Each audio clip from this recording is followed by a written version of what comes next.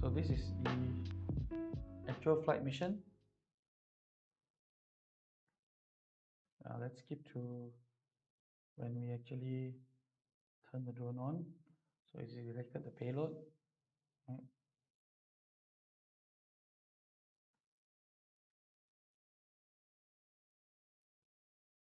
So one thing to note, the moment your RTK is converged, it's fixed, the status of the drone is already normal, ready to fly. Okay? So there's no more warm-up sequence. Okay? We load the flight mission.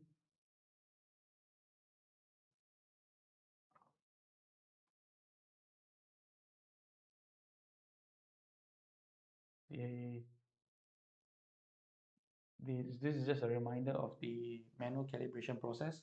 On the left, I've actually turned on the rangefinder function. So I've turned on the laser rangefinder function. You can see the distance to the target. Right? So no, it's handy because you can work things out like distance from ground, distance to obstacles, building heights, things like that, as well as distance to from canopy to ground, right? And like the H20 series, not only does it give you the distance to the target, but it gives you the coordinate of the target, so you can actually work out where each obstacle is on the map when you're doing planning. Now taken off, we're going up. So all I need to do is go above the canopy, right? Once I've cleared the canopy, I'm going to start the manual calibration.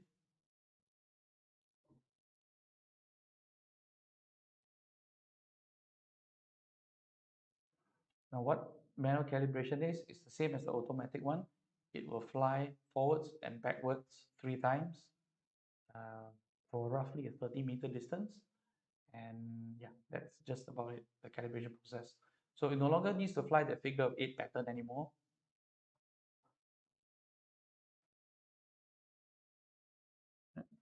Um, Flight mission execution is exactly the same as before.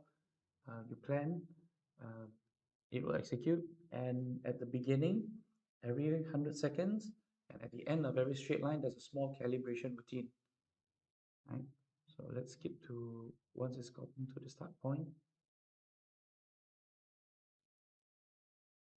As you can see, it's doing the calibration as well again, and you can see from the range finder working what is the distance of the canopy.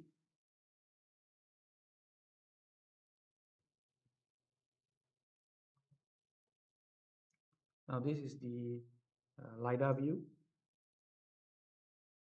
Right?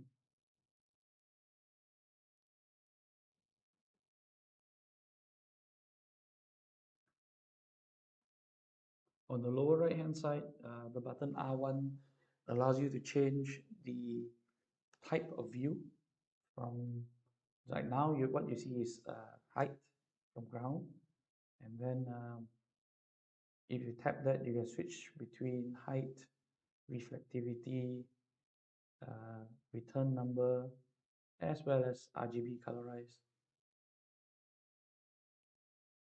This is the overall view. So this gives you all cut down version of the data collected so far, so you get a rough idea whether you need to refly a flight or not. This is in 3D mode, so you can zoom in, out, and rotate it as you like.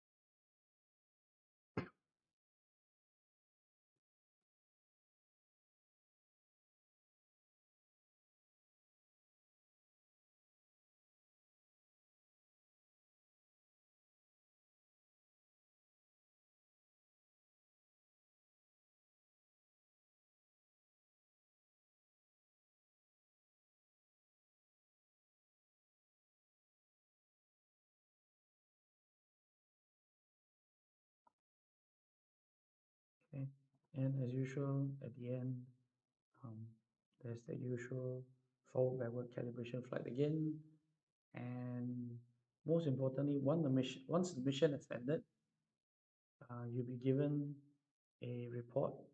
Um, it's going to load in a moment.